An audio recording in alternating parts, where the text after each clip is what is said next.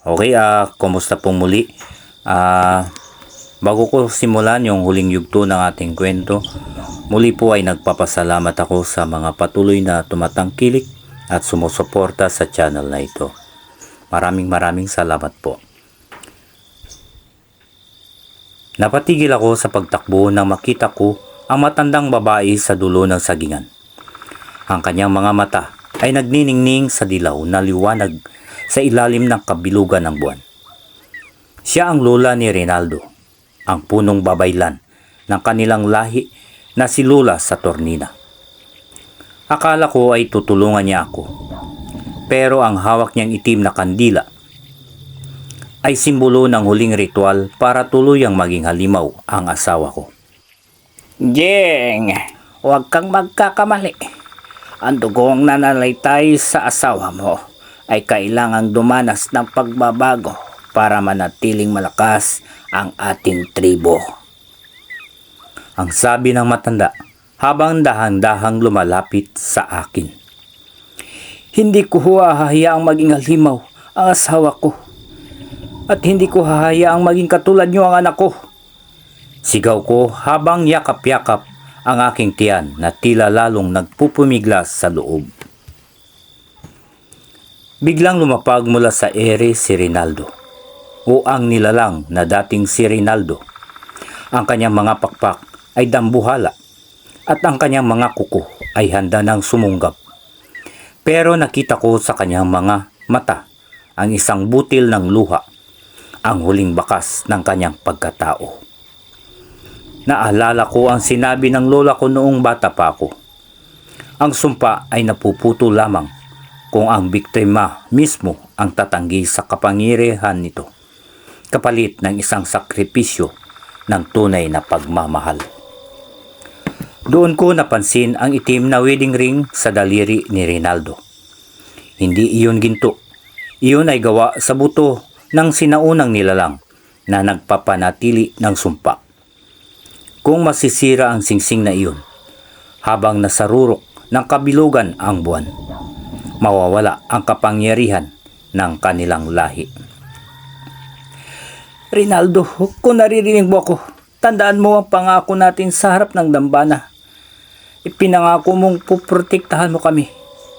Sigaw ko habang hindi ako natatakot na lumapit sa kanya. Akma akong susunggaban ni Lola Saturnina para pigilan ako. Pero hinarangan siya ni Rinaldo. Ang halimaw ay tila naguguluhan. Umuungol siya sa sakit habang pilit na kinakalaban ang sarili. Jing, takbo!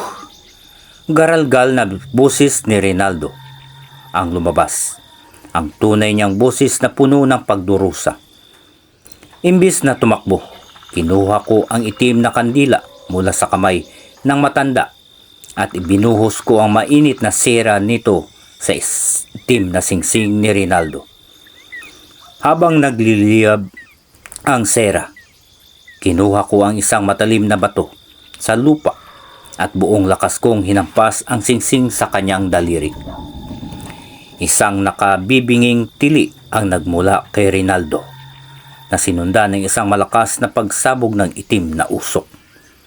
Ang mga pakpak niya ay dahan-dahang nalagas parang mga tuyong dahon at ang kanyang mga kuko ay bumalik sa pagiging kamay ng tao.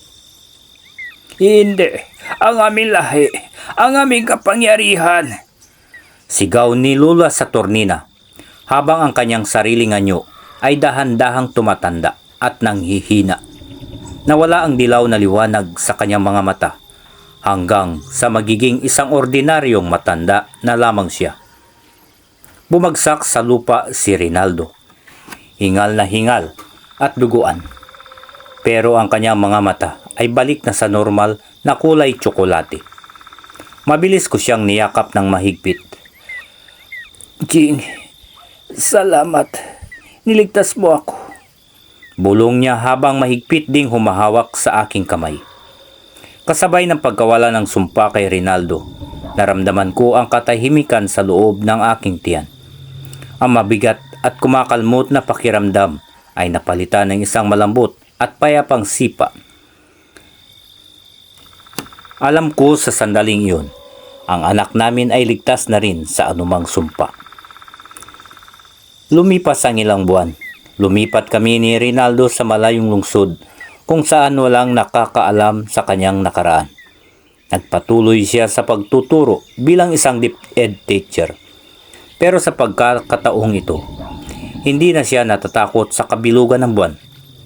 Naging maayos ang aming pagsasama at nang isilang ko ang aming anak na lalaki, ang unang tiningnan ko ay ang kanyang mga mata. Wala itong dilaw na liwanag, kundi ang kislap ng isang normal at masayang sanggol. Ang aral na natutunan namin, ang mga halimaw sa buhay natin, maging ito man ay sumpa ng nakaraan o masamang ugali, ay laging may lunas. Hindi ito nadadaan sa dahas, kundi sa lakas ng loob na harapin ang katotohanan at ang wagas na pagmamahal na handang magsakripisyo para sa ikabubuti ng pamilya. Maraming salamat pong muli sa patuloy na pagtangkilik at pagsuporta sa channel na ito. Mag-iingat po tayo palagi kung saan mang panig na mundo tayo naroroon. God bless everyone.